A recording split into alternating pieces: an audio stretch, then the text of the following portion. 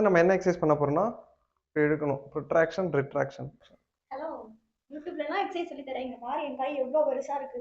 இத குறைக்கிறதுக்கு ஏதாவது ஒரு ஐடியா சொல்லேன். அவ்வளவுதானே? சரி வா குறைச்சிருவோம். இப்போ உங்களுக்கு இந்த ஆர்ம் ஃபேட்டை குறைக்கிறதுக்கான எக்ஸசைசஸ் கொடுக்க போறேன். அதுக்கு முன்னாடி அவங்களுக்கு ஆர்ம்ஸ்ல எவ்வளவு ஃபேட் இருக்கு அப்படின்றத இந்த கேலிப்பர் யூஸ் பண்ணி கண்டுபிடிக்க போறேன். கேலிப்பர் யூஸ் பண்ணி எவ்வளவு ஃபேட் இருக்குன்னு பார்த்துட்டு 1 மாசம் கழிச்சு இதே கேலிப்பர்ல திருப்ப எவ்வளவு பெர்சன்டேஜ் ஃபேட் இருக்கு அப்படின்றத உங்களுக்கு காட்டுறேன். வாங்க இப்போ செக் பண்ணி பார்த்துடலாம்.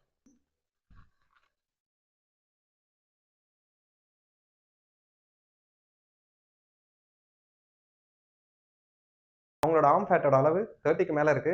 அடுத்த மாசம் நம்மளோட டார்கெட் 20. எப்படி குறையுதுன்னு பார்த்துருவோம். வாங்க என்னென்ன எக்ஸசைஸ் பண்ணலான்றதை பார்ப்போம். ஆர்ம் ஃபேட் குறைக்கக்கூடிய முக்கியமான எக்ஸசைஸில் இந்த மாதிரி கையை நேராக நீட்டிக்கிட்டு முன்னாடி 10 முறை பின்னாடி 10 முறை நீங்கள் பாட்டு சுற்ற வேண்டியது தான். இப்படி சுற்றுனீங்கனாலே உங்களோட ஆர்ம்ஸில் இருக்க ஃபேட் எல்லாம் கொஞ்சம் கொஞ்சமாக கரைஞ்சி குறைய ஆரம்பிச்சிரும்.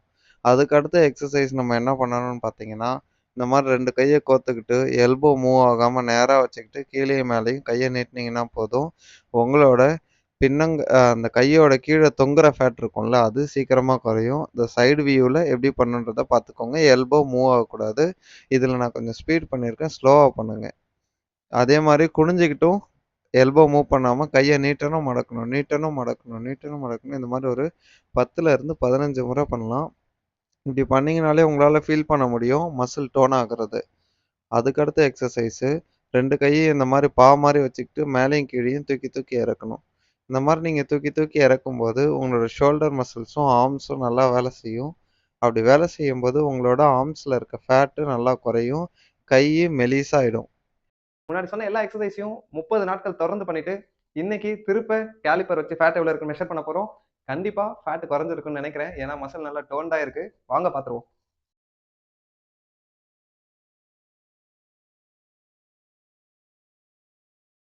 ஸோ இப்போ நீங்க பார்த்துருப்பீங்க என்னோட ஒய்ஃபுக்கு ஆர்ம் ஃபேட்டை நம்ம ஒரே மாசத்துல குறைச்சிருக்கோம். ஸோ அந்த எக்ஸசைசஸ்லாம் நீங்க ரெகுலரா பண்ணீங்கன்னா உங்களுக்கும் 30 நாள்ல கண்டிப்பா ஆர்ம் ஃபேட் குறையும் அப்படின்னு ஏதாவது வீடியோல சொன்னாங்க அப்படின்னா தயவு செய்து நம்பாதீங்க.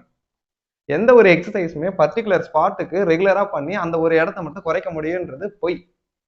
ஸோ அதை ஒரு அவேர்னஸ் கிரியேட் பண்றதுக்காக தான் இவ்வளவு நேரம் இதெல்லாம் காமிச்சிட்டு இருந்தேன்.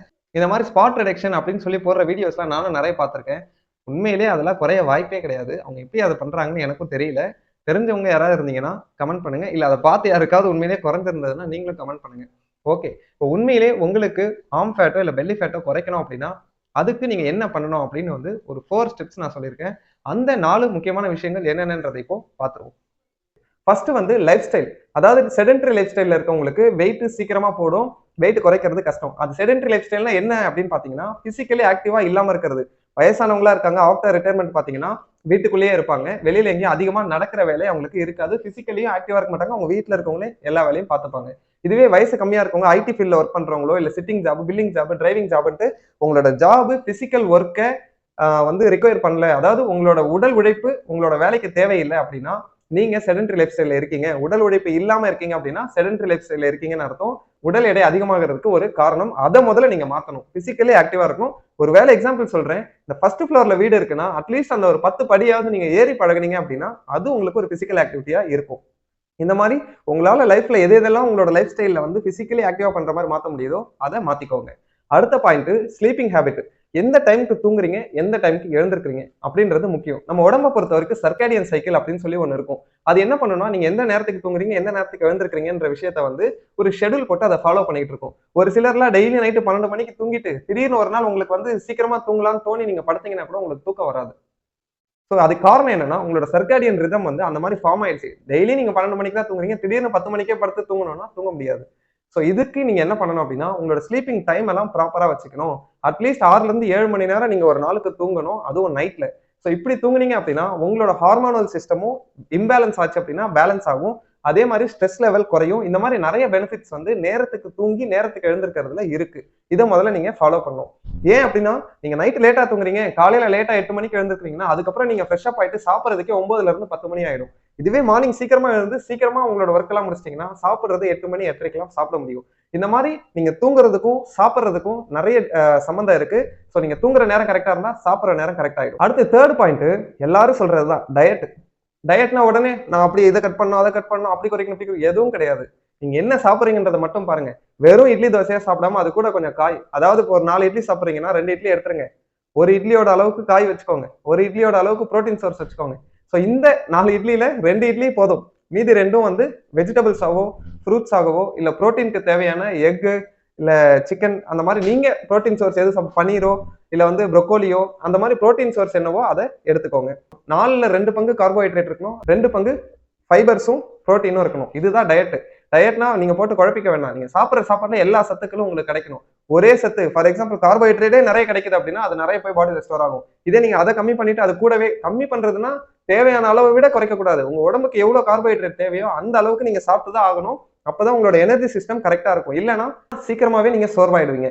சோ இந்த சோர்வு ஆகக்கூடாது, மந்தமாகக்கூடாது. அதாவது ஒரு கட்டத்துக்கு மேல உங்களால ஃபங்க்ஷன் ஆக முடியாது, டயர்டா ஃபீல் பண்ணுவீங்க. இதுக்கெல்லாம் காரணம் என்னன்னா கார்போஹைட்ரேட்ஸை கம்மி பண்றது. நிறைய பேர் பாத்தீங்கன்னா, டாக்டர் நான் வந்து முன்னாடி சாப்பிட்டதை விட இப்ப பாதி தான் சாப்பிடுறேன், சில நேரம் நான் சாப்பிட்றதே இல்லை, ஆனா கூட எனக்கு வெயிட் ஏறுது அப்படின்னு கேட்பாங்க.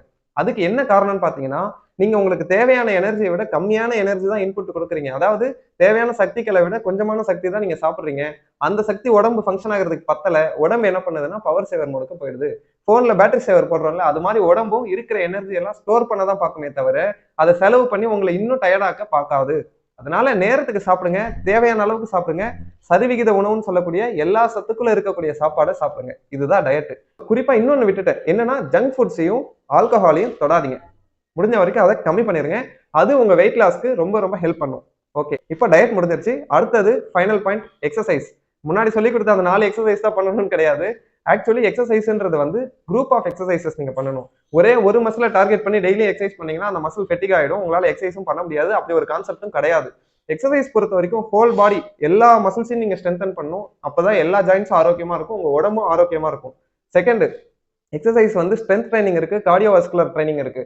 அந்த மாதிரி நீங்க வந்து வாரத்துல 3 நாள் ஸ்ட்ரென்த் ட்ரைனிங் பண்ணுங்க. பளு தூக்குறது, வெயிட் எல்லாம் தூக்கி டம்பிள்ஸ் பார்பெல்ஸ் எல்லாம் தூக்கி பண்ணுவோம் இல்லைங்களா, அதை வந்து ஸ்ட்ரென்த் ட்ரைனிங்ல நம்ம சொல்லலாம் ரெசிஸ்டன்ஸ் ட்ரைனிங். ஸோ அந்த மாதிரி பண்ணுங்க. அப்படி இல்லையா அப்படியே ஆப்போசிட் சைடு கார்டியோ ஒரு 3 நாள் பண்ணுங்க. மொத்தம் 6 நாள்ல 3 நாள் நீங்க வந்து கார்டியோ எக்ஸசைசஸும் அப்டமன் இந்த மாதிரி பண்ணுங்க. மீதி 3 நாள் ஸ்ட்ரென்த் ட்ரைனிங் பண்ணுங்க. லெக் ஒர்க் அவுட்ஸ், மற்ற மசில்ஸ்க்கான ஒர்க் அவுட்ஸ் எல்லாம் பண்ணுங்க. இப்படி பண்ணீங்கனாலே உங்களோட வெயிட் கிராஜுவலா குறைஞ்சிக்கிட்டே வர்றதை நீங்க பார்க்க முடியும். ஆர்ம் ஃபேட்டு, பெல்லி ஃபேட்டு எல்லா ஃபேட்டுமே வந்து கண்டிப்பா குறையும், நான் சொன்ன மெத்தட்ஸ் எல்லாம் ஃபாலோ பண்ணீங்க அப்படின்னா. அகைன் இன்னும் என்னென்ன எக்ஸசைசஸ் எல்லாம் பண்ணணும் அப்படின்னு உங்களுக்கு டவுட் இருந்தாலும் கமெண்ட் பண்ணுங்க. கண்டிப்பா அதுக்கான வீடியோஸையும் நம்ம பண்ணிடலாம். ஸோ இந்த வீடியோட ஃபர்ஸ்ட் ஹாஃப் பார்த்துட்டு யாரும் தப்பா நினைச்சிட வேண்டாம். ஸ்பாட் ரிடக்ஷன் ஃபேக், அது மாதிரி ஒண்ணு கிடையாது.